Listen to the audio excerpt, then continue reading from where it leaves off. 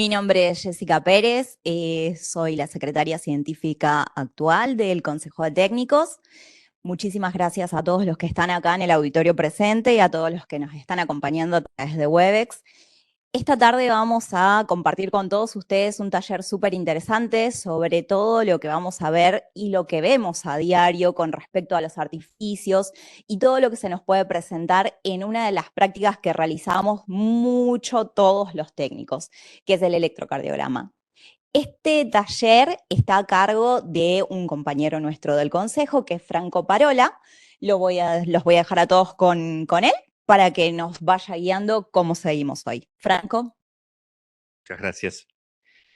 Bueno, bienvenidos a todos los que están presencialmente, también virtualmente. Les doy la bienvenida al taller de electrocardiografía, artefactos y errores técnicos. En primera instancia quiero agradecer a la Sociedad Argentina de Cardiología que nos da el lugar para poder realizar este taller y animarlos a que puedan formar parte, quienes todavía no forman parte, que se animen a formar parte. Tienen amplios beneficios, por ejemplo, les nombro algunos, es los valores preferenciales en los cursos que brinda la sociedad, así que los animo a formar parte. Este taller es un taller muy especial porque va a estar disertando en una primera instancia un referente internacional en lo que es electrocardiografía y principalmente en las cuestiones técnicas. Es una persona, un profesional al que admiro mucho. Estoy hablando de Javier García Niebla. Javier, bueno, es un español que es licenciado en enfermería por la Universidad de La Laguna, profesor asociado de la Escuela Universitaria de Enfermería de Nuestra Señora de la Candelaria. Durante casi 6 años dirigió la página web de la Asociación Española de Enfermería en Cardiología. Como investigador y autor, ha publicado en decenas de revistas científicas del campo de la cardiología y es un reconocido experto en electrocardiografía. Y es un colaborador estrecho del profesor Pallés de Luna. Acá lo tienen, Javier García Niebla. Muchas gracias por tu participación en este evento. Es un honor para nosotros que formes parte. Y para los que no lo conocen, van a aprender muchísimo de él. Yo he aprendido mucho y es un profesional al que admiro mucho. Así que él en esta primera parte va a estar disertando sobre algunas cuestiones, errores técnicos y artefactos en electrocardiografía. Bueno, bienvenido, Javier. Buenas tardes, noches ya aquí en España. Nada, gracias por tus palabras, Franco. Yo también te admiro mucho, o sea que colaboramos estrechamente en un trabajo que nos costó Dios y ayuda a publicar en algún lado. Pero bueno, todo fue bien. Pues bueno, agradecer al Consejo de Técnicos en Cardiología de la Sociedad Argentina de Cardiología esta invitación. Es para mí un placer poder compartir un rato con todos vosotros. Pues todavía a diario recibo infinidad de electros con técnicas, con una mala técnica, con errores de registros o con artefactos que pueden causar falsos diagnósticos. La verdad es que es un tema que todavía me llama mucho la atención, como día a día siguen enviándome electros para un poco saber mi opinión sobre ellos, y muchos, sobre todo en electrodos precordiales, que es la mayor fuente de error, a la hora de realizar un electrocardiograma, pues siguen encontrándose cantidad de errores. Pues aquí, como les digo, en esta primera diapositiva, algunos de los factores técnicos que interfieren en la correcta interpretación del electro es la inadecuada preparación del paciente. Todos sabemos que si a un paciente no lo preparamos bien, le explicamos bien la técnica, lo tenemos en una camilla que sea, una cama que sea ancha, donde estén bien los miembros bien reposados, tranquilo, relajado, que no tenga frío, pues el electro pues, puede salir con muchos artefactos, incluso algunos que imitan arritmias, como luego veremos. Otro es la incorrecta colocación de electrodos. Sabemos que con los electrodos de los miembros no tenemos tanto problema, pero con los electrodos precordiales, pues sí. Y ahí es donde está, digamos, el quid de la cuestión. Muchas veces se colocan mal y no pasa nada, y otras veces, pues sí, sí tiene mucha importancia. Y otra cosa con la que trabajé con Franco hace algunos años es la inadecuada aplicación de los filtros del electro. Quizás hoy en día con la electrografía digital, pues ya no es tanto problema. Todavía hay algunos detalles, pero algunos efectos, como por ejemplo que use el filtro de paso alto,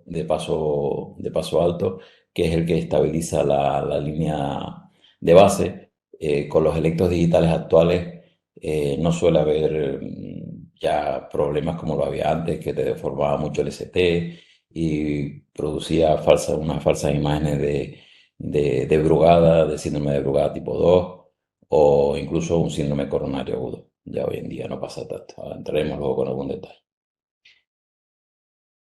Por ejemplo, aquí pueden ver uno típico del libro del doctor Vallés, donde vemos la misma derivación del paciente, ¿no? O sea, perdona, diferentes derivaciones del paciente, donde en D3 es una derivación de los miembros y vemos algo que simula un flúter, podría parecer un flúter, pero sin embargo vemos el electro de 12 derivaciones en global y vemos alguna derivación sin artefacto, con lo cual quiere decir que algo pasa. En este caso era un paciente con Parkinson y bueno, ustedes como saben, lo aconsejable en estos pacientes es, digamos, hacer el electro pues en la raíz de los miembros.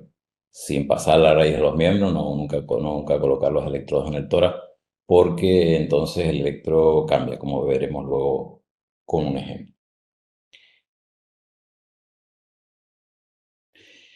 Ya hace unos años en New England y colaboradores publicaron un curioso estudio donde debido a artefactos que tenían electrocardiogramas, pues se produjeron luego intervenciones clínicas que eran totalmente innecesarias, entre las cuales citaba el autor cosas tan curiosas como esto, ¿no? La realización de un cateterismo, la administración de medicación como lidocaína endovenosa, ¿no? La administración de nitrodioxina endovenosa.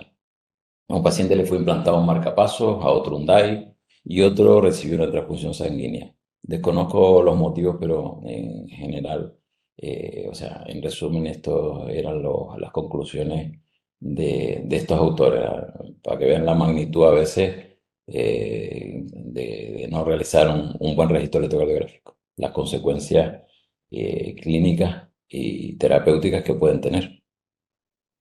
Me voy a este primero. Esto es un caso real que tuvimos en este centro, donde ahora mismo estoy trabajando, pues de un paciente que viene con dolor torácico típico coronario y pues vemos este electrocardiograma y bueno, empiezas a mirar por ahí, parece que el paciente tiene una taquicardia ventricular, pero entre todo ese manojo de artefactos vemos los QRS nativos, digamos, basales del paciente y después encima vemos una derivación libre de artefactos, clarísimo.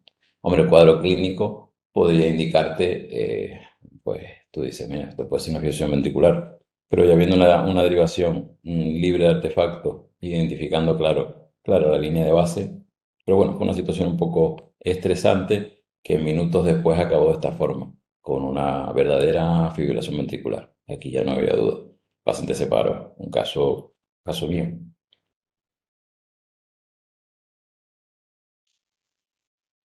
Esto fue un estudio que se publicó en American Journal of Medicine hace unos años también, donde se le pasaron una serie de trazados artefactados a tres profesionales diferentes y fíjense que solo el 6% en la columna roja son los internistas, solo el 6% de los internistas identificó los trazados como artefactos y no como arritmias.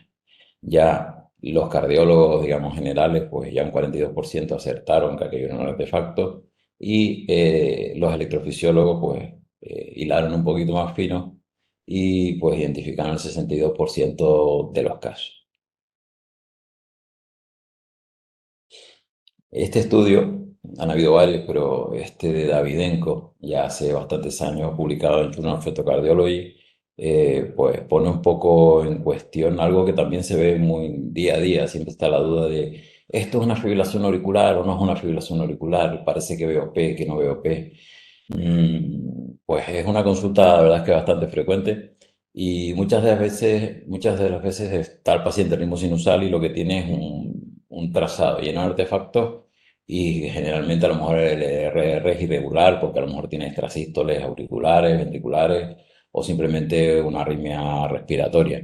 Y bueno, muchas veces si unimos a eso pues mucho artefacto por ruido muscular, por ejemplo, pues al final puede hacer un falso diagnóstico de fibrilación auricular, anticoagulación y demás.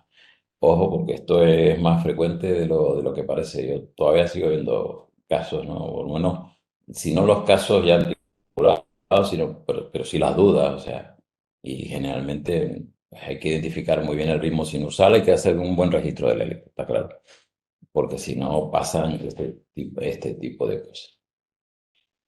La colocación incorrecta de los miembros, ya le digo que es más difícil, pero sucede. Este estudio ya publicado un grupo de Suecia que conozco, hace muchos años utilizaron un método computerizado para identificar pues qué electrodos estaban mal colocados en los miembros, ¿no? Y localizaron que más de un 2% de los electrodos analizados presentaban intercambio de electrodos del lugar de ubicación correcto. Ellos estimaron que más o menos si se hacen 300 millones de electros al año, unos 6 millones de electrocardiogramas estarían realizados con errores de registro en los miembros. Y a esto tenemos que unir los errores que suceden cuando en los electrodos precordiales, que todavía es más frecuente. Quizás este es el error cuando hablamos de colocación de los miembros. No es el más frecuente, yo diría que no es el más frecuente, pero sí es el más fácil de identificar, al que nadie, digamos, se le pasa, que es invertir el electrodo del brazo derecho por el brazo izquierdo. Esto es algo muy común que se lee en muchos libros y que a todos nos enseñan cuando estamos empezando a estudiar electrografía, que es, bueno, si tú ves AVR positivo y D1 negativo, pues ha invertido los electrodos de los miembros superiores, ¿vale? Esto es algo, y como le digo, es el más fácil de detectar y no es el más frecuente. Y este es el más difícil. Este sí es complicado. La inversión de los electrodos de mi cuerpo izquierdo. Ya desde hace años, algún cardiólogo como Atolan que o trabajaba en Canadá con Baranchuk, pues identificó este signo muy útil, que en ausencia de dilatación de aurícula izquierda, pues podemos decir que es muy certero. Que es en ritmo sinusal generalmente la onda P en D2 tiene mayor voltaje que en D1. Si esto no sucede como estamos viendo en la imagen, pues generalmente hay inversión de electrodos de mi cuerpo izquierdo. ¿Vale? Parece un ritmo sinusal normal, el electro puede pasar como bien hecho, pero este detalle eh, nos identifica que hemos invertido los electrodos de la parte izquierda del cuerpo, brazo izquierdo por pierna izquierda. También hay otros detalles, como por ejemplo la P, sabemos que la P en D3 puede ser positiva o negativa, y si es negativa o positiva, pues también nos puede indicar este tipo de error.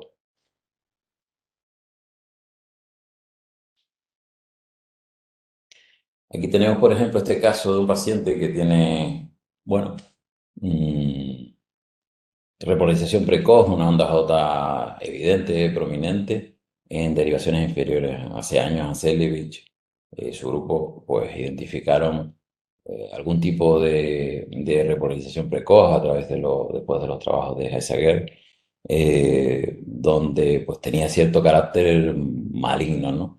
Y hablaba precisamente de estas, ¿no? De este tipo o sea, de repolarización precoz. Pues, ¿qué pasa? Si nos equivocamos y este electro que, bueno, potencialmente a lo mejor pertenece a un paciente que tiene antecedentes familiares de muerte súbita o que ha sido resucitado en una parada cardíaca y lo pasamos como electro normal, pero lo registramos mal y hacemos esto. Aquí están los electrodos incorrectamente colocados. Hemos invertido los electrodos del brazo izquierdo por pierna izquierda. Si se dan cuenta, como les dije antes, ahí vemos una onda P mayor en D1 que en D2. Ahí. Mayor en D1 que en D2. Por lo tanto, eso indica inversión de electrodos de la parte izquierda del cuerpo. Y ya el paciente pasó de tener algún riesgo, digamos, a no tener ninguno. Todo un poco para que tengan un poco conciencia de las repercusiones que puede tener, pues, un intercambio de electrodos. Aquí la diapositiva está mal, aquí estaban mal colocados los electrodos, pero aquí sería electro, pero los electrodos incorrectamente colocados o ubicados. Para minimizar esto, esta idea fue la verdad que una idea fantástica, que yo creo que no sé si la han visto ustedes, yo no la he visto simplemente desde el punto de vista teórico. Pero me parece una idea genial. A veces con las prisas son 4 cables en los miembros, pero podemos equivocarnos. Pues a este autor, a Soliman, se le ocurrió que colocando los electrodos de los miembros unidos, un cable más grueso, de esta forma, pues ya por lo menos el error de pasar cualquier cable de los miembros inferiores a miembros superiores, pues mm, pues minimizaba mucho este error. O sea, acaba la posibilidad así de cambiar entonces el brazo derecho por el brazo izquierdo, el brazo derecho por el otro brazo izquierdo. Pero de esta forma, pues la verdad es que pues todo iría mucho mejor. Es muy buena idea. Como ustedes saben, si invertimos los electrodos de los miembros inferiores, colocamos el electrodo negro en la pierna izquierda y el verde en la pierna derecha, pues el electro es exactamente igual que si lo colocamos a la inversa. Y el electro además es exactamente igual si colocamos los dos electrodos de los miembros inferiores en cualquiera de los dos miembros. O sea, en la pierna derecha podemos colocar los dos electrodos o en la pierna izquierda. El potencial es el mismo y el electrocardiograma es exactamente igual. Es una solución, digamos, para cuando nos encontramos con un paciente que tiene pues, un yeso o la pierna amputada, colocamos los dos electrodos en la pierna que tengamos a mano y pues el electro es absolutamente igual, ya no tenemos que estar colocando necesariamente en el muñón ni nada, se puede hacer, pero bueno, que esto lo sepa. Y bueno, la idea de este cable, pues a mí me parece fantástica. Esto, a raíz de que aparecieron los electrodos adhesivos, es algo que se hace mucho. Y tenemos que tener en cuenta que si colocamos los electrodos de los miembros en el tronco, pues el electro es diferente, bastante diferente. O sea, colocar los electrodos, digamos, proximalmente en los miembros no pasa nada, pero si ya pasamos la raíz de los miembros y lo colocamos en el tórax, lo que nos vamos a encontrar es un electro totalmente diferente que veremos a continuación. En este trabajo, pues, se hizo una encuesta y al final, pues la gente, ahí tenemos todavía un 16% en este estudio de que combinaban todos los electrodos en el tronco. Tanto, o sea, el tema de los electrodos adhesivos ha facilitado mucho las cosas, pero la verdad es que luego la gente los coloca en el tronco y no. O sea, puedes colocar proximal, pero en el tronco no se deben colocar porque el electro cambia totalmente el eje, se desvía a la derecha y demás. Y todavía se hace. Ahí lo ven, ¿no? Ahí ven los electrodos arriba en posición estándar, en la diapositiva superior. Ahí lo ven.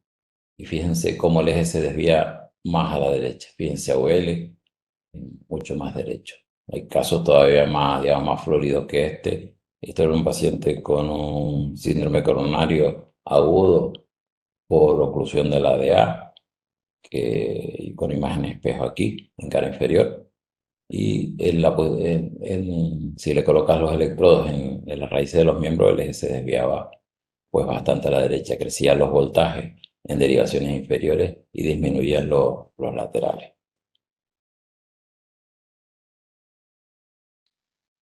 Pero quizás la colocación incorrecta de electrodos precordiales, como ya les adelanté al principio de esta charla, es lo más frecuente. Ustedes saben que a principio de temporada todos los jugadores pues les gusta sacarse la fotito con los electrodos puestos. Bueno, mal puestos. Si quieren pueden hacer una búsqueda en internet de presentaciones de jugadores de fútbol o de baloncesto, que era el caso este, y verán que vamos, están para la foto, sí, pero póngalo bien, ¿no? Un poco de decoro haciendo las cosas. Si se fijan aquí, piense cómo este jugador de baloncesto tiene colocados los electrodos V1 y V2. Yo diría que si este es el ángulo de Luis, esto sería el segundo espacio intercostal, tranquilamente. Luego cobraría, si este es el segundo, pues esto no sé dónde lo colocó, pero bueno. Y después este debería ir entre medio de los dos. Y fíjense cómo aquí coloca V4, V5, V6, sigue como la curvatura costal, ¿no? Cosa que no se debe hacer nunca. Los electrodos precordiales, hay tres electrodos que utilizan espacios intercostales para colocarse y líneas de referencia, V1, V2 y V4. El resto de electrodos se colocan según el vecino. O sea, siguiendo al vecino, el electrodo que tiene al lado, y las líneas de referencia. Hablo, por ejemplo, de V5. V5, ustedes saben que se coloca no en el quinto espacio intercostal, se coloca al mismo nivel que V4, en intersección con la línea axilar anterior. Esas son las referencias que hay que usar. Y V6 se coloca al mismo nivel que V4 y por tanto que V5 en intersección con la línea axilar media. Pero no utilizan quinto espacio ni hay que hacer una curva como esta que ven aquí, siguiendo la curvatura costal, no tampoco, es que esto es, no sé ni cómo llamarlo. Pero bueno, es un error muy común seguir la curvatura costal y pensar que V5 y V6 se colocan en el quinto espacio intercostal. O sea, no, solo hay que contar espacios intercostales para tres electrodos, V1, V2 y V4. Ahí lo ven un poquito más cerca.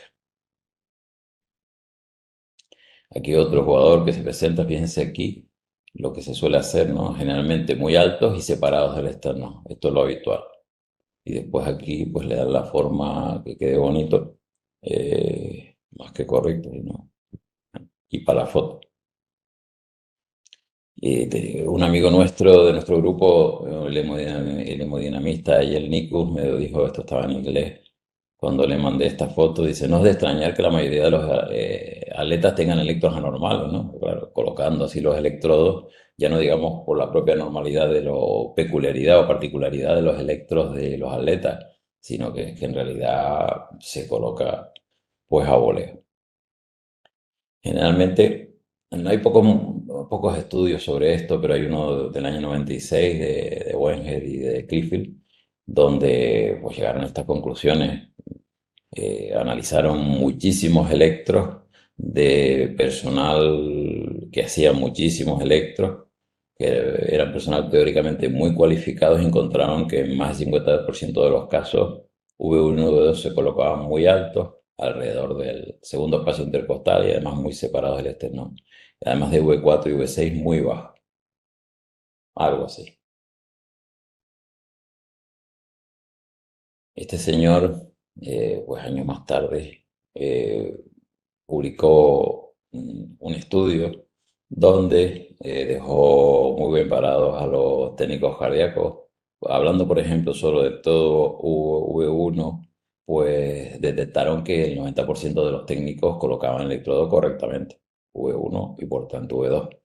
Las enfermeras, pues solo el 49%. Los médicos no cardiólogos, un 31%, y los cardiólogos eran los peor parados. Un poco el autor, recuerdo que argumenta esto, que no dejaba muy bien parados a los cardiólogos, que es que como les han enseñado a ocultar en los focos y están en el segundo espacio, foco aórtico y tal, pues quizás se confundían con eso. Pero bueno, la verdad es que no salieron muy bien parados. Como les hablé antes, ¿no? Otro error muy común es colocar estos electrodos. En muchos libros verán que te dicen que V5 va en el quinto espacio intercostal, V6 en el quinto espacio intercostal, con las líneas de referencia que hemos hablado, axilar anterior y axilar media, pero esto no es así. O sea, vamos a ver, es un error repetido de libro en libro. Pero bueno, las recomendaciones no son nuevas, son de hace muchísimos años y se actualizaron por última vez en el 2007 y lo dicen muy claro, el lugar que les he comentado antes, al mismo nivel, ahí lo ven. Ahí estaría mal. Y van al mismo nivel que V4, línea axilar anterior y línea axilar media. En un trabajo que realizamos ya hace unos años, llegamos a la conclusión, nos preocupaba mucho la colocación de los electrodos V1 y V2 y, digamos, definimos tres patrones que nos identificaban que los electrodos V1 y V2 estaban mal colocados. Perdón. Estaban mal colocados. El primero era la presencia de una onda P exclusiva negativa en V1, te indicaba que el electrodo estaba alto. Una onda P seguido de morfología RSR' te indicaba que estaba alto, generalmente ya muy alto, y un componente negativo en la derivación V2. La onda P en V2, si el electrodo está bien puesto, es positiva, de muy bajo voltaje, pero ya cuando el electrodo se coloca mal, pasa a ser como plana y un poquito negativa, ¿vale? O positiva negativa, como describo ahí. O sea, la clave para identificar una colocación incorrecta de V1 y por tanto V2 es la onda P. La onda P, V1, en el 60% de los casos, si el electrodo está bien puesto, es positiva. Y en el otro 40% de los casos es positiva negativa, pero siempre con predominio positivo. Si el predominio es negativo o la onda P es negativa, en V1 y en V2, pues el electrodo está mal puesto. Aquí pueden ver un ejemplo. Aquí hay un ejemplo con los electrodos bien colocados. Fíjense la onda P positiva, positiva también en V2, V1 y V2. En el tercer espacio intercostal está mal colocado, pero no hay pistas, aunque ya se reduce bastante el voltaje en V2. Y aquí están totalmente mal colocados con P negativa, aunque tiene un poquito de componente positivo en V1, con RSR', formando la imagen de falso bloqueo de rama derecha que tanto, incompleto de rama derecha que tanto se consulta, que en realidad tampoco, si lo tuviera, tampoco tiene mayor trascendencia. Pero bueno, a veces crea ese impacto que le dicen al paciente, "Ay, tiene un bloqueo, no tienes nada, tienes una colocación en la mayoría de los casos alta de electrodo".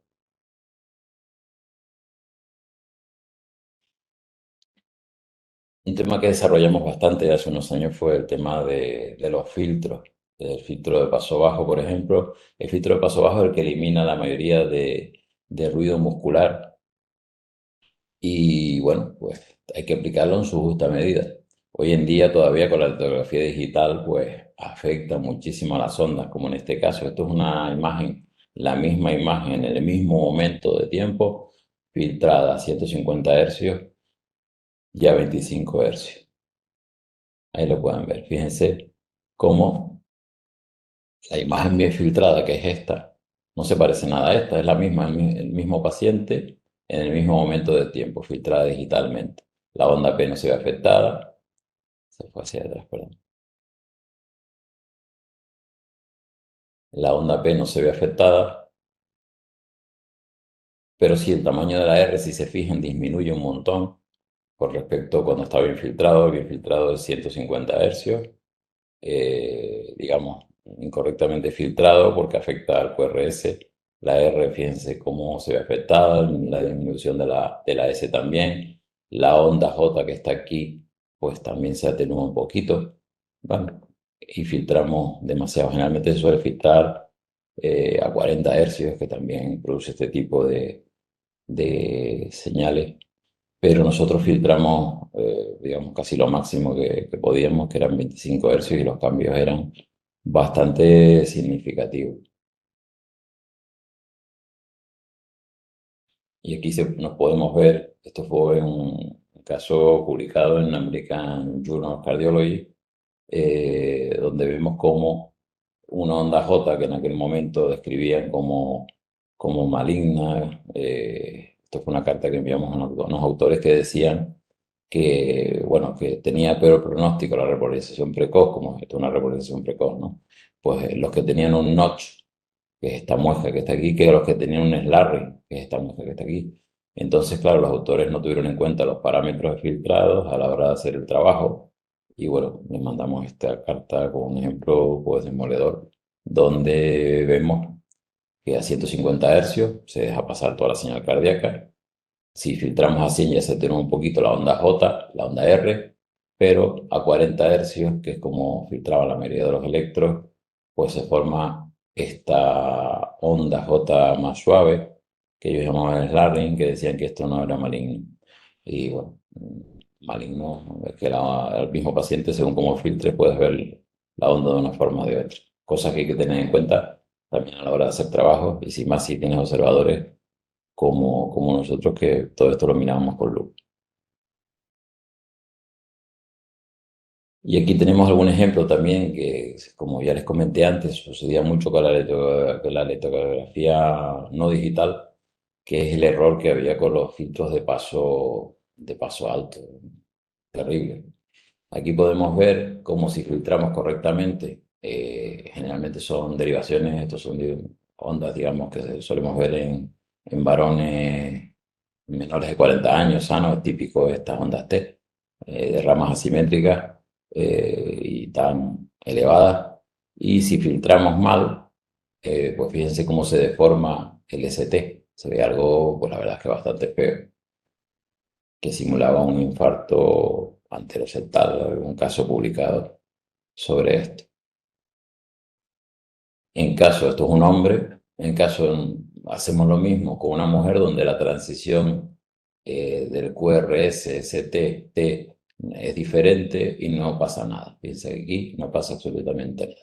Ven la debe ser V1, V2, nada. El electro es igual si filtramos a 0,5, 0,05, 0,05. Este es el filtro que elimina la distorsión de la línea de base, perdón, la oscilación de la línea de base, y pues puede producir, depende del aparato y del modo en que se realice el electro. Generalmente cuando haces el electro en modo automático, donde el electrocardiógrafo no es capaz de corregir este error que vemos aquí, pues se deforma el CT y te puede producir imágenes bastante extrañas. Eh, Esto los electros digitales actuales no sucede, porque lo que hacen, igual que lo que hace el electro este antiguo, digamos, en modo automático, es adquirir la señal, procesarla, y antes de expulsarlo y leerlo nosotros, ya la corrige. Pero cuando lo hacemos en modo manual, que casi es en tiempo real, pues no da tiempo a corregir esto. Con los electros digitales, pues hay un decalaje de unos segundos, eh, un segundo, 2 segundos, un pequeño decalaje en el cual corrige este error, y el electro ya no sale con distorsión del ST, que suele suceder siempre en estas derivaciones. Y sobre todo depende del electrobasa del paciente. Como ven aquí, hombre es este y esto es mujer, que no sucede nada. Creo que aquí lo señalen, pues, que la mujer no pasaba nada. No hace falta que sea mujer o hombre, sino simplemente que no haya un cambio tan brusco como aquí, ¿vale? Como en este caso. Ha sido excelente. Vamos a brindarle un aplauso a los que estamos presentes acá. Yo como docente, la verdad que quisiera que todos los estudiantes, llegada a su vida profesional, lleguen en algún momento a saber lo que sabe Javier, a que le preocupen estas cuestiones técnicas, ¿sí? No tanto a veces cometemos como docentes el error, como docentes de futuros técnicos, en electrocardiografía, de ir siempre a la interpretación, y muchas veces se olvidan todas estas cuestiones, que es parte de nuestro rol. ¿Mm?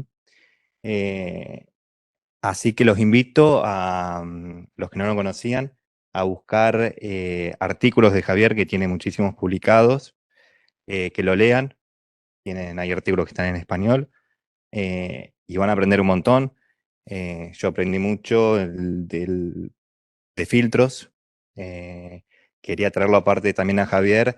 Acá en Argentina, el tema de filtros electrocardiográficos es un tema que no se habla demasiado. Así que también la presencia de Javier era para esto, para introducirles, que se preocupen por los filtros al realizar un electrocardiograma. Bueno, Javier, una vez más, muchísimas gracias personalmente y también en nombre del Consejo de Técnicos en Cardiología. Ha sido un honor tenerte en esta actividad. Muy bien, muchas gracias a todos los que pues me han escuchado. Cualquier duda, cualquier cosa, pues estoy encantado de resolverla.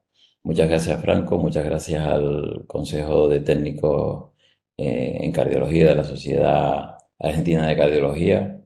Y bueno, si hay alguna pregunta que hacer, estoy disponible como quieran, ¿no? ¿Tienen alguna pregunta alguien acá a nivel presencial? O si querés, ¿alguien tiene acá en el auditorio?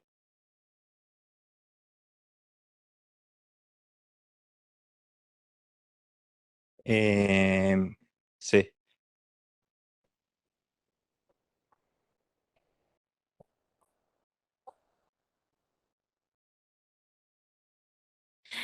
¿Qué tal? Un gusto, Javier, Karina Báez. Te hago una consulta, porque vos mostraste en electro, ¿no? En equipos de uno cuando hace el electrocardiograma. En Holter, los filtros vienen a ser exactamente igual, ¿no? Los filtros de los En Holter, la Holter. verdad es que sí, sí. Todo lo que sean filtros de paso alto y paso bajo, o sea, el que elimina el ruido muscular y el que impide un poco la oscilación de línea de base puede interferir en el electrocardiograma, igual que lo acabamos de ver. Es exactamente igual. Sí, hay más filtros. Está el filtro que evita la corriente alterna, pero eso como no afectaba a la señal electrocardiográfica, tampoco quise entrar en detalle.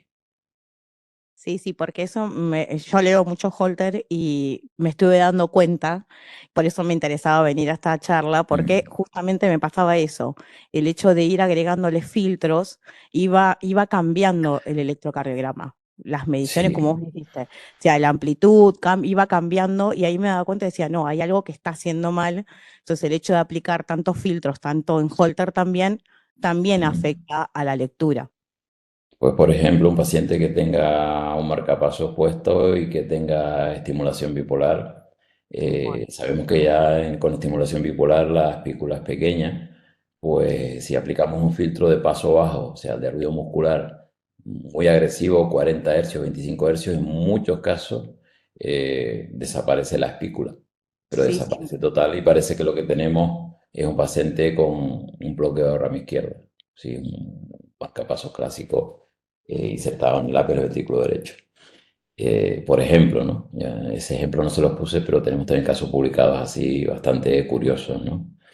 Donde las espículas son totalmente abolidas por el Sí. filtro de paso bajo. Ujú. Bueno, un placer, gracias. Nos De vamos a estar nada, comunicando con vos. encantado. Muy bien, gracias. Leo una de las preguntas que hicieron acá en el chat también de la gente de Webex. Dice, en pacientes que se dificulta pasar a la camilla, ¿se puede hacer el electro sentado en la silla de ruedas? Sí, ¿por qué no? Yo diría que si tiene algún proceso o problema respiratorio, paciente que esté en edema agudo pulmón, pues muchas veces lo hacemos sentado.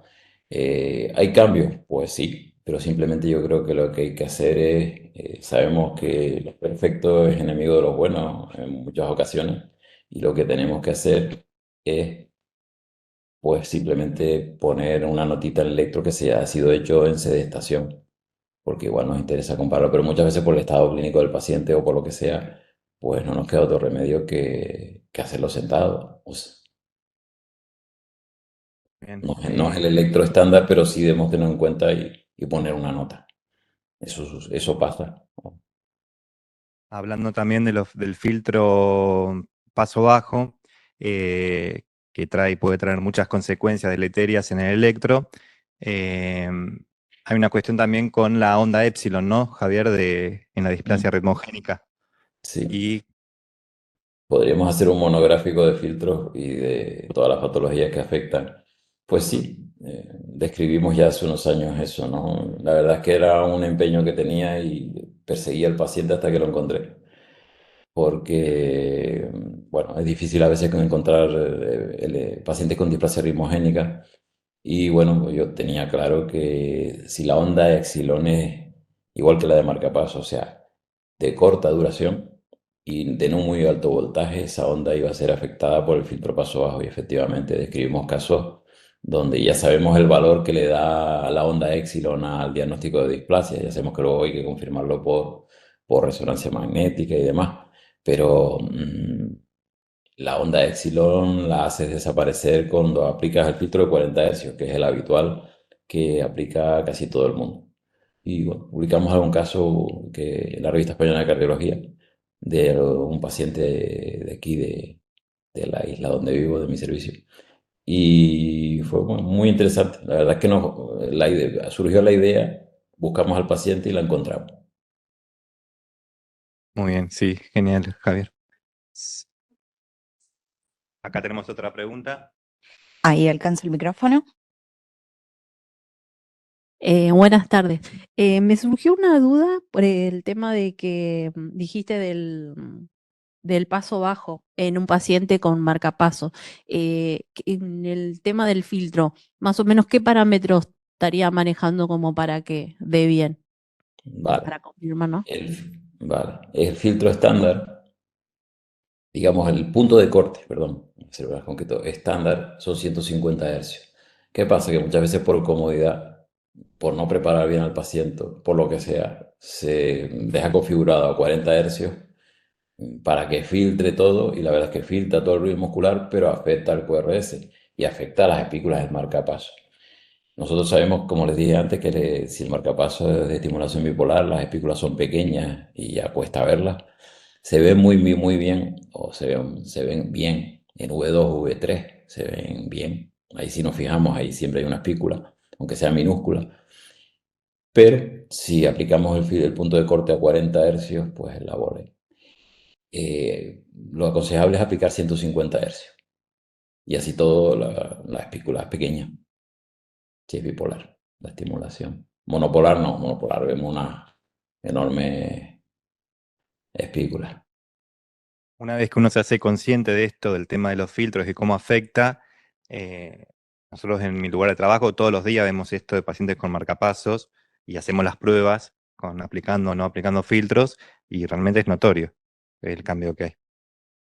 Sí, bastante notorio. Exacto, el punto de corte recomendado son 150. ¿Mm? Bueno, para cumplir con el horario, una vez más le damos un aplauso a Javier. Gracias. Y lo dejamos seguir con su jornada porque está trabajando en este momento.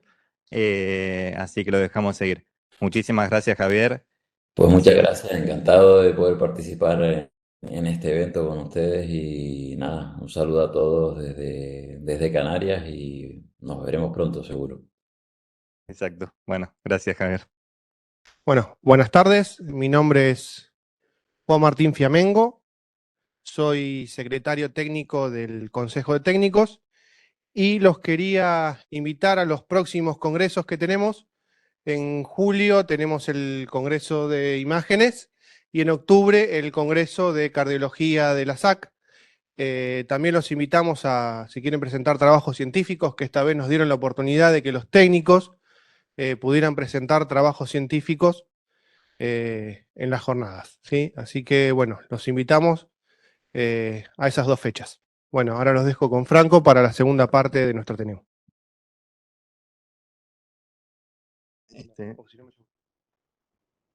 Bueno, ahora vamos a continuar ya con la segunda parte del taller. La idea de esta segunda parte es hacer una demostración práctica y ver algunas cuestiones técnicas de la realización de un electrocardiograma. Para esto voy a llamar para que me acompañen a dos colegas y amigos, José y Natalia, que me van a ayudar en esta parte del taller.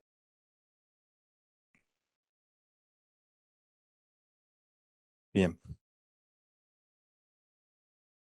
Acá van a poder ir viendo, tenemos una pequeña cámara para mostrar algunos detalles específicos. La cámara que está a nombre mío, como Franco Parola. Con esto vamos a ir viendo algunos detalles cuando yo les diga. Bien. Sí, ahora vamos a pedirle a José que ahí deje. Le vamos a ver que se recueste. Ahí está. Primero vamos a hacer un electro bien con los electrodos bien colocados. Y después vamos a hacer pequeños experimentos a ver qué pasa con el electro. Acá estamos colocando los electrodos de los miembros.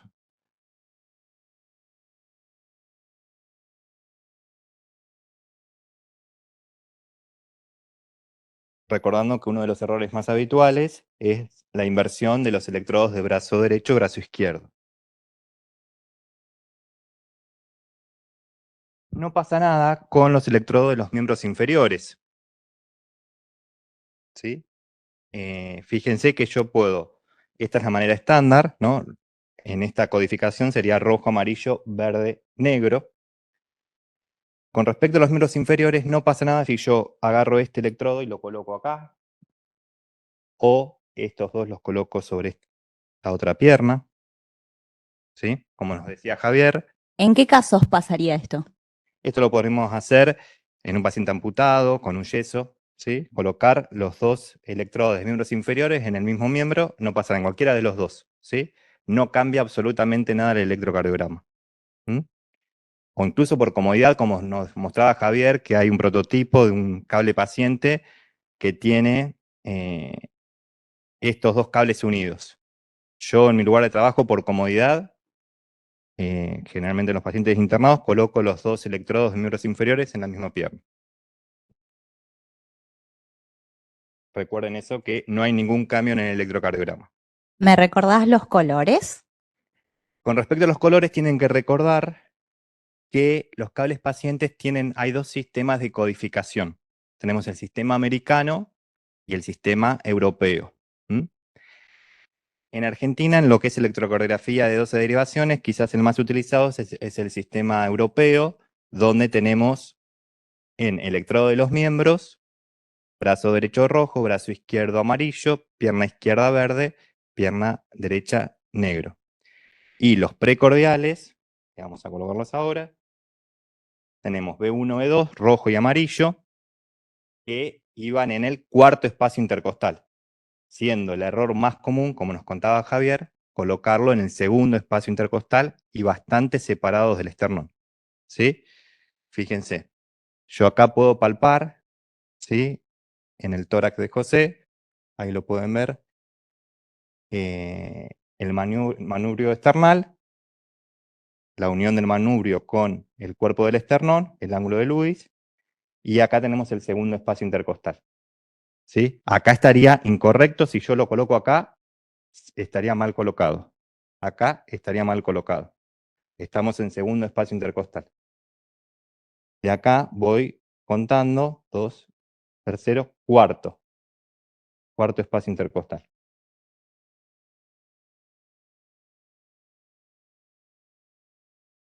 Si fuese jugador de fútbol estaría bien. Si fuese jugador de fútbol estaría bien acá arriba.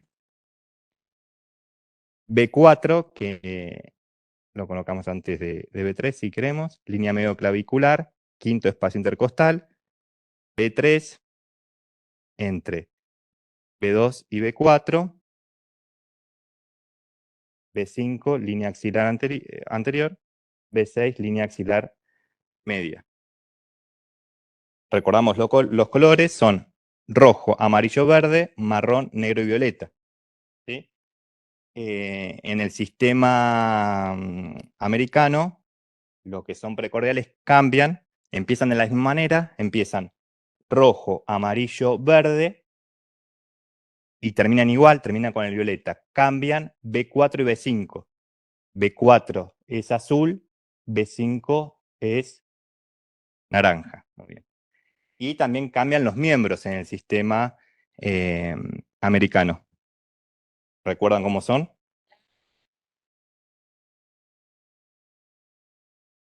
Brazo derecho blanco, brazo izquierdo negro, pierna rojo. Acá sería lo mismo. Muy bien, muy bien.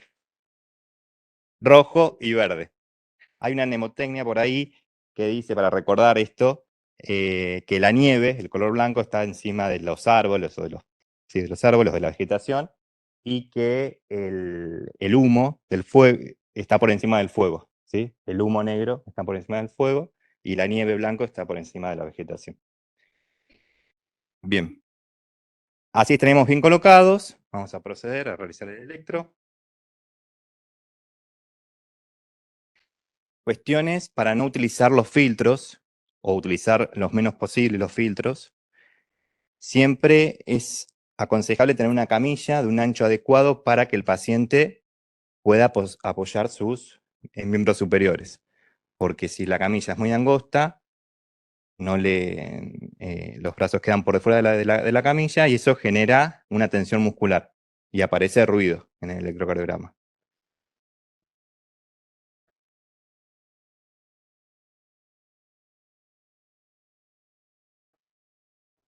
Claro. Exactamente esa técnica, que también es cuando el paciente tiene un temblor involuntario, también disminuye. También lo que podemos hacer en caso de que el paciente con un temblor involuntario es ir colocando las pinzas de los miembros más proximal en el miembro, sin llegar, como nos decía Javier, a lo que es el torso, ¿sí? Que ahí ya aparecen muchos cambios. Pero sí podemos ir subiendo a nivel más proximal.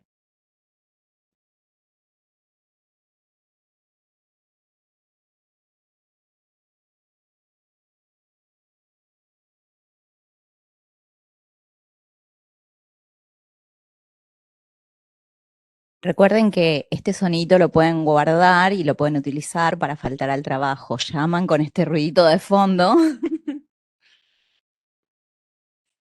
Disculpe, jefe.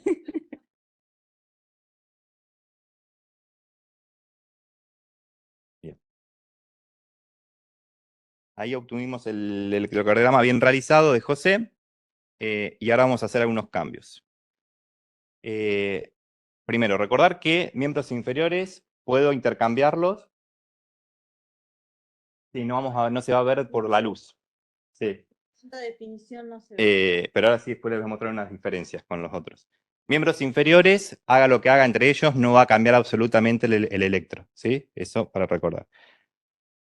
Vamos a hacer el primer cambio, que es uno de los errores más frecuentes, inversión de los electrodos de miembros superiores.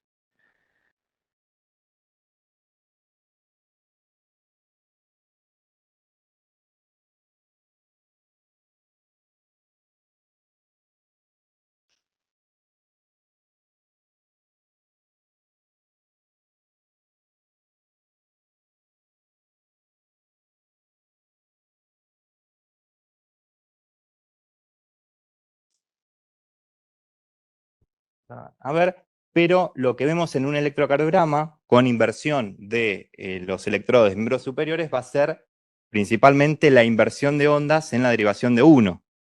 Generalmente en D1 vamos a encontrar ondas predominantemente positivas, onda P, complejo QRS, onda T positivo. La inversión de esas ondas es un signo de inversión de los electrodos. Lo mismo que en ABR, hay una inversión de las ondas. Esto pasa con inversión de brazo derecho, brazo izquierdo.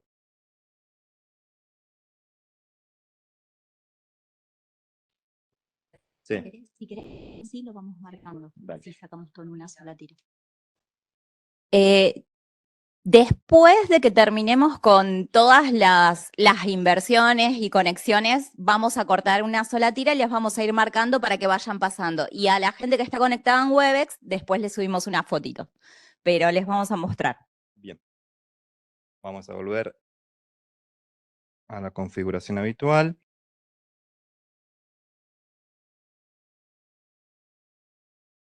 Y vamos a cambiar ahora lo que es el brazo derecho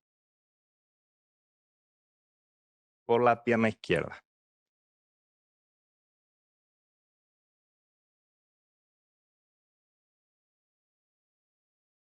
Todos estos errores de conexión, como estamos con los electrodos de los miembros, los vemos en las derivaciones del plano frontal.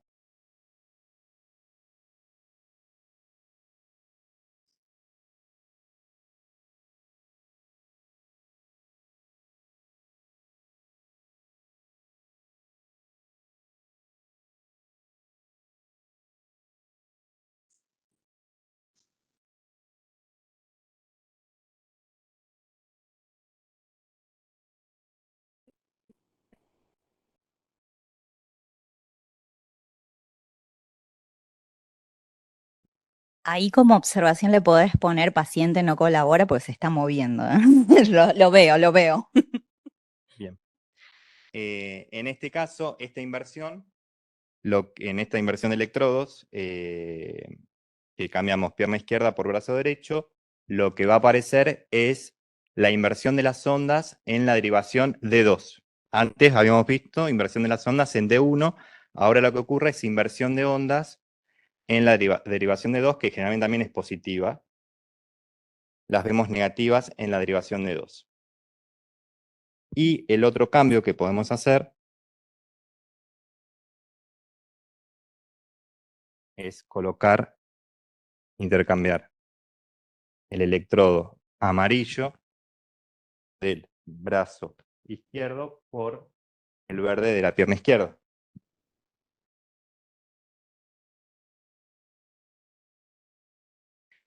Lo que vamos a ver también es una inversión de ondas, y en este caso la inversión de las ondas va a ser en la derivación de 3. Pero en la derivación de 3 muchas veces ya el electrocardiograma muestra un complejo QRS negativo, entonces es difícil darse cuenta de ese error de conexión. Pero Javier nos comentó de otro dato importante para darse cuenta de este error de conexión, que era la pierna izquierda con el brazo izquierdo. ¿Recuerdan cuál era?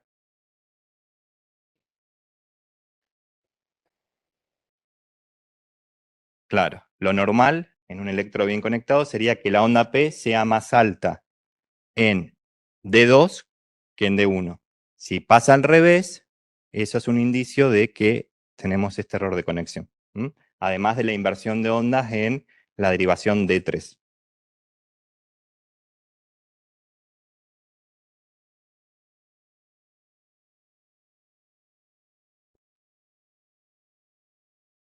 Perfecto.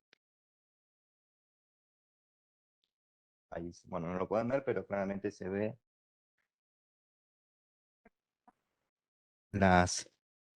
claramente se ve la onda P como cambia. Bien. Fíjense que acá todos los cambios que hicimos todavía no involucramos al electrodo de la pierna derecha, el electrodo neutro. ¿Sí? Cuando el electrodo neutro está involucrado en un error de conexión, por ejemplo, vamos a poner en negro brazo izquierdo, y el brazo izquierdo, siempre que el negro esté involucrado en un error de conexión, va a aparecer alguna derivación casi totalmente plana, ¿sí? Por complejos muy pequeños, una línea isoeléctrica, casi, ¿sí? Según qué electrodo esté intercambiado con el negro, va a haber una derivación de las estándar del plano frontal, de 1, de 2 o de 3, que va a aparecer con una línea casi plana.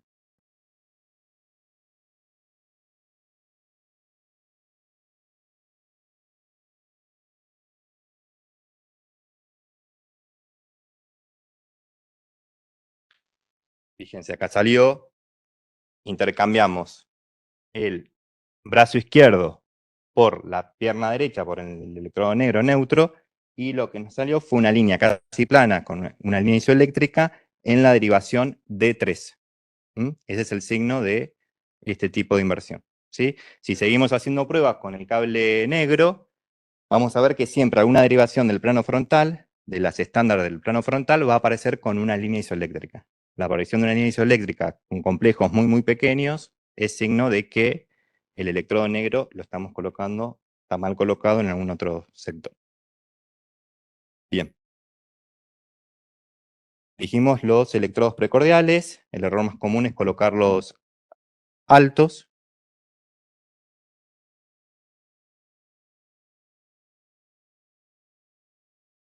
Ese es el error más común de conexión en electrodos precordiales. Segundo espacio intercostal.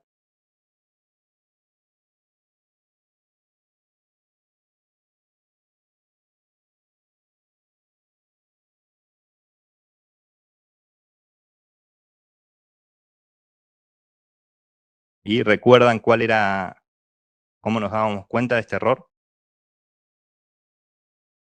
Cuando colocamos los electrodos B1 y B2 más alto, a nivel del segundo espacio intercostal. Por un lado vemos cambios en la onda P en B1 y en B2, ¿sí? Principalmente una onda P completamente negativa en B2 es anormal y está indicando una posición alta de precordiales, B1 y B2. Y otro cambio muy habitual que vemos todos los días es la aparición de un falso bloqueo incompleto de rama derecha, porque aparece una onda R', ¿sí? Que acá nos apareció, ¿sí? En este trazado. Muchos de los diagnósticos de bloqueo incompleto de rama derecha no son tales, ¿sí? Simplemente es por una mala colocación de los electrodos, ¿sí? Así que recuerden, colocación alta de electrodos, aparece la morfología de bloqueo incompleto de rama derecha y una onda P completamente negativa en B2. Bien. Eso con respecto a las conexiones. ¿Qué más tenemos? ¿Recuerdan cuál era el valor de corte del filtro paso bajo que les dije? Acá la compañera que lo anotó. 150. Ese es el valor recomendado por las guías, ¿sí? Este es el filtro llamado filtro muscular. Yo lo puedo bajar el valor, ¿sí? Que no es recomendable. Lo puedo bajar cuando agoté todas las demás estrategias de que el paciente esté cómodo en un ambiente con una temperatura adecuada, sin que tenga los miembros superiores tensos. Cuando agoté todas esas maniobras, ahí puedo aplicar el filtro. Teniendo en cuenta que cuando yo voy bajando el valor de corte, paso de 150 a 40, 35, 25, van a aparecer artefactos, ¿sí? Por ejemplo, desaparecen las espigas de marcapasos, o se atenúan. Entonces, puedo confundir un bloqueo, confundir la presencia de estimulación por marcapasos con un bloqueo completo de rama izquierda, porque no veo las espigas. Pueden desaparecer, y esto es muy frecuente, cuando se busca onda épsilon en un paciente que se sospecha displasia ritmogénica del ventrículo derecho, utilizar un filtro paso bajo a 25, 40, borra la onda épsilon, que es un criterio para el diagnóstico de displasia arritmogénica del ventrículo derecho, la borra. Las ondas J que aparecen en la repolarización precoz, que nos comentaba Javier, también se borran. Toda aquella deflexión de baja amplitud y de corta duración, con un filtro paso bajo, con un punto de corte bajo, se borra del electro. También disminuyen las amplitudes de las ondas, de la onda R, de la onda S, disminuyen las amplitudes y puede condicionar el diagnóstico de una hipertrofia ventricular. Bien. Perfecto. Entonces recuerden que usar con criterio este filtro paso bajo, que es el filtro conocido como filtro muscular, que nos permite, el objetivo de este filtro es eliminar el ruido que aparece por la actividad muscular del paciente, ¿sí? El otro filtro, el paso alto, que como nos contaba Javier, con los electrocardiógrafos modernos digitales, las distorsiones que aparecían por el uso de estos filtros se han ido eliminando, ¿sí? Recuerden que este filtro, el filtro paso alto, se utiliza para estabilizar la línea de base, para sacar la ondulación que pueda aparecer producto de la respiración del paciente o de un mal contacto del electrodo con la piel. Y hay otro filtro, siempre se hablan de 3 filtros en electrocardiografía, que es el filtro de corriente alterna. Que ese siempre debe estar activo, ese no aporta, no introduce artefactos en el trazado, y tiene 3 valores posibles, o que esté apagado el filtro, desactivado, o 2 valores posibles. ¿Conocen cuáles son esos 2 valores que puede tener el filtro de corriente alterna o filtro notch?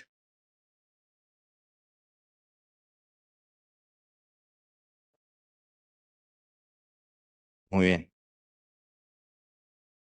Bien. La corriente alterna en todo el mundo hay dos frecuencias que se utilizan, que tienen la corriente alterna, 50 o 60. Lo que hace este filtro es eliminar la interferencia que aporta la corriente alterna, o sea, los enchufes, al estar conectado el equipo, o incluso si hay otros equipos cerca, puede aportar interferencia. Entonces tenemos que elegir qué valor queremos eliminar, ¿sí? Eso va a depender del país en que estemos realizando el electrocardiograma. En Argentina, como decía el compañero, la frecuencia que maneja la corriente alterna son 50 hercios, ¿sí? En otros países puede ser 50 o 60. En Argentina son 50.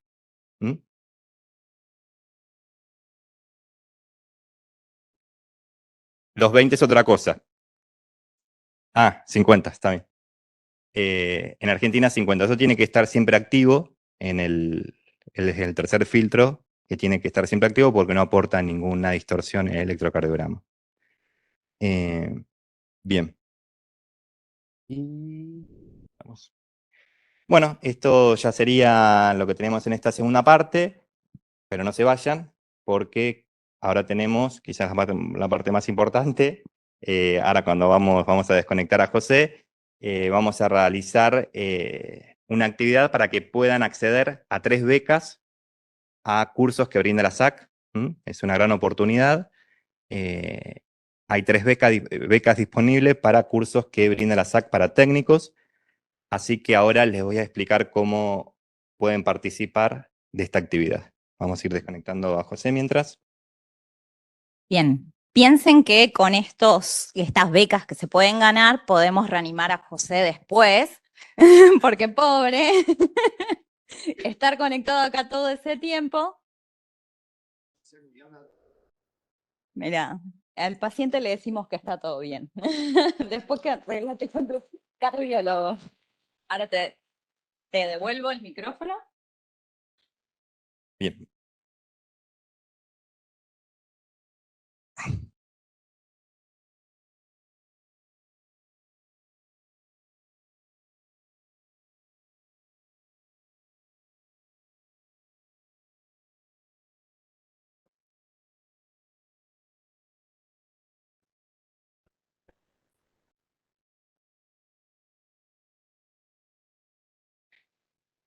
Bien. Para poder participar de estas becas, va a haber un formulario con unas preguntitas. Con 10 preguntas, multiple choice. Van a tener 5 minutos para contestarlas. Van a poder participar quienes están acá presencialmente y quienes están también conectados por Webex. No sé si compartimos ya el link. Los que están conectados por Webex ya tienen el link para poder ingresar. Si quieren pueden escanear el código. Igual todavía no está habilitado porque quiero que todos tengan las mismas posibilidades, pero vayan escaneando.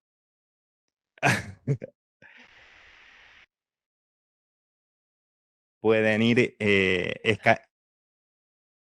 No.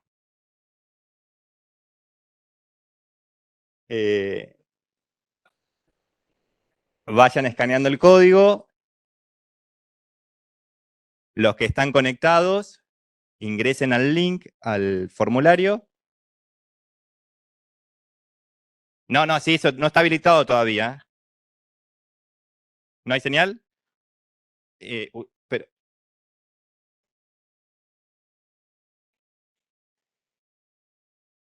sí, ingresen a la red Wi-Fi, que es SAC, la red SAC, acceso SAC 2024.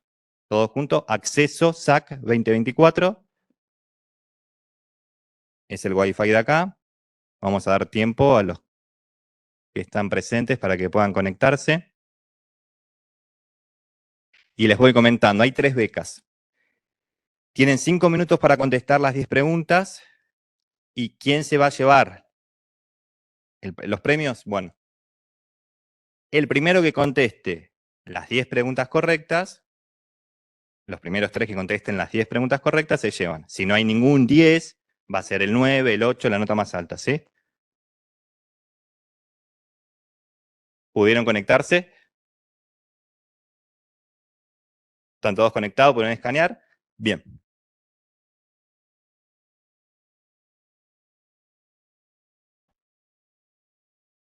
Pueden actualizar el link, ya está activo. Actualizan el link y damos inicio a la cuenta regresiva.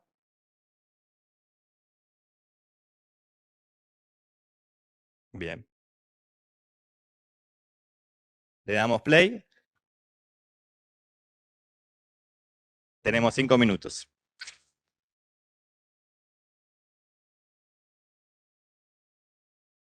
Ahí ya tenemos la cuenta regresiva.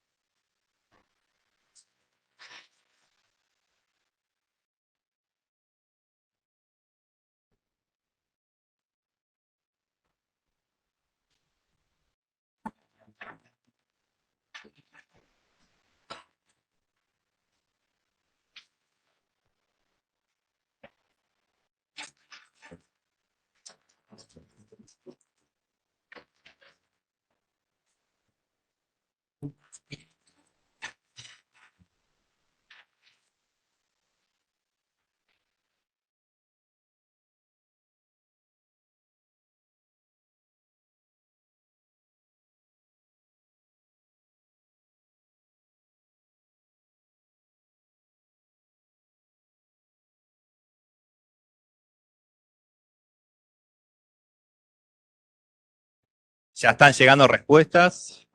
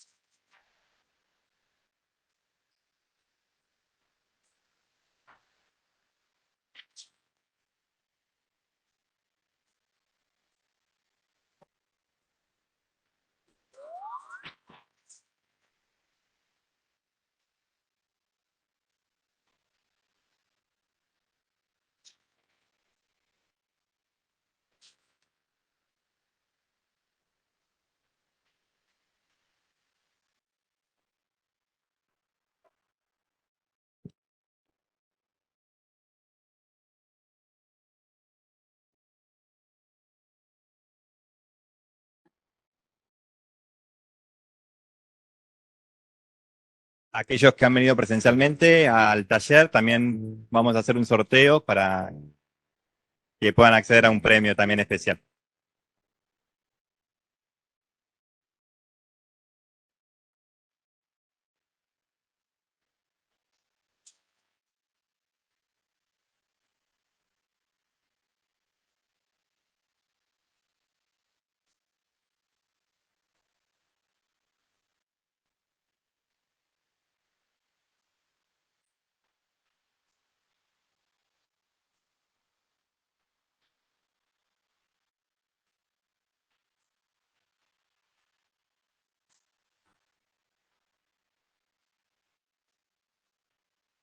Ya llegaron 46 respuestas.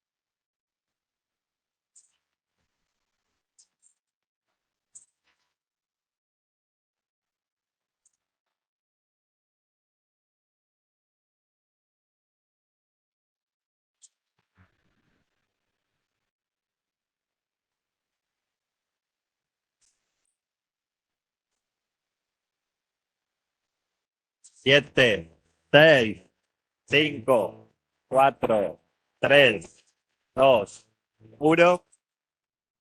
No se aceptan más respuestas.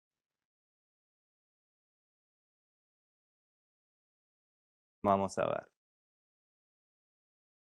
Darme un tiempito para corregir ahora.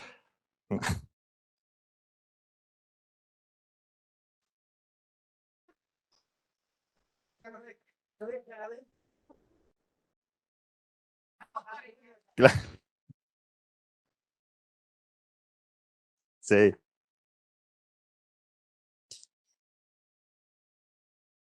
Bueno, tenemos 10. Gente que se ha sacado 10.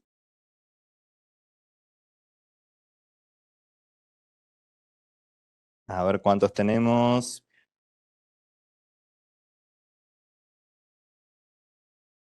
Tenemos un solo 10. O sea que el primer premio va a ser para esa persona.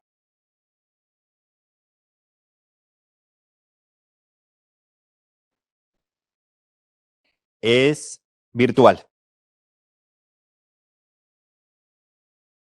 Lo anuncio, el primero.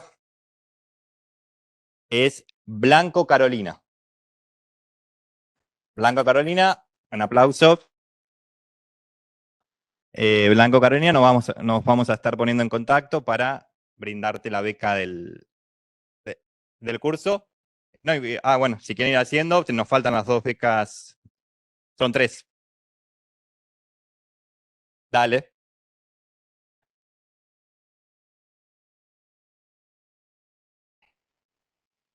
Perfecto.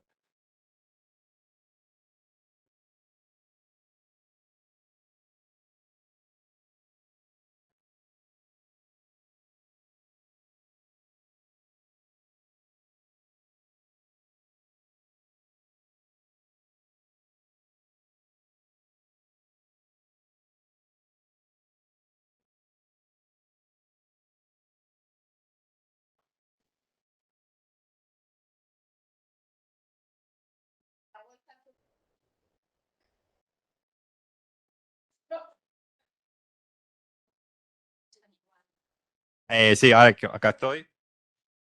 El número 973. 973, muy bien, tu pegadito. Muy bien.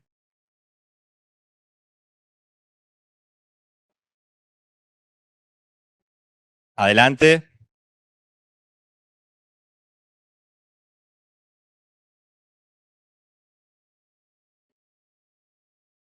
¿Cómo es tu nombre? Gracias. Soledad. De Quilmes. ¿De quién es? Técnica recibida. ¿Estudiante? ¿Técnica recibida o estudiante? Estudiante. Estudiante. ¿Dónde estás estudiando? Plata. Bien.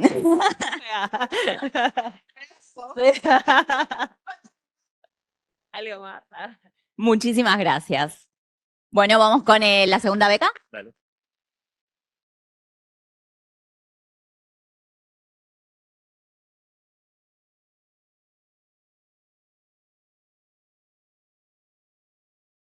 Con las becas dijimos que había 3 becas.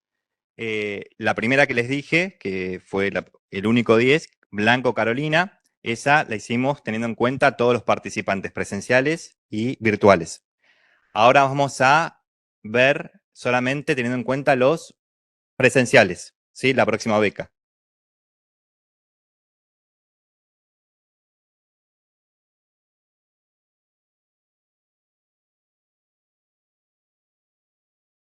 Y de los presenciales, la nota más alta que ha tenido y el primero que ha entregado es Tau Nuria. Muy bien.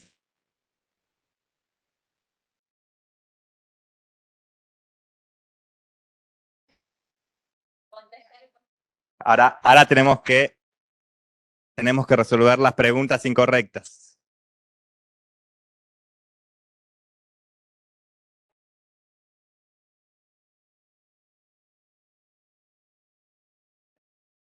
¿Cómo? Saludos, ¿Cómo es tu nombre? Tau Nuria. Tau Nuria. Y acá tenemos la beca, Alumna, también de La Plata. sí, Muy bien. de Martínez. De Martínez. Tuyo no. Ahí sacamos una foto. Muy bien. Gracias.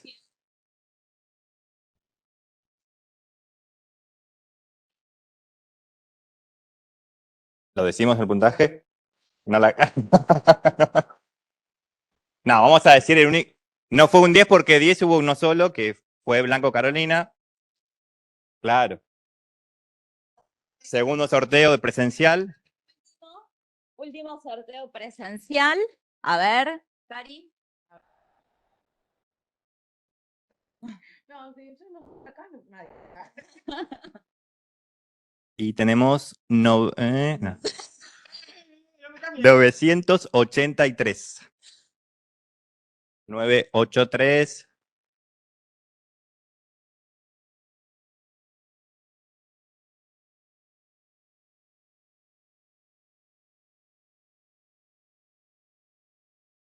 Esos son. 983. 983, perfecto. Bueno, también lo conozco, de La Plata, ¿no? La Plata, sí. ¿Su nombre? José, José. Y acá le damos el premio a José. Preguntando qué es lo que estamos dando de premio, les estamos dando una carpetita, una agenda anotador con lapicera, el llaverito colgante para el cuello y un llaverito de cuero para el cinto también. Así que todo dentro de la bolsita reutilizable. Muy bien. listo. Muchas gracias. Bien. Y ahora la última beca para los cursos que ofrece la SAC para técnicos. Dimos una beca para todos los que participaron, virtuales y presenciales. Dimos una beca para únicamente los que están presenciales. Y ahora, de los que están virtuales únicamente, el próximo ganador es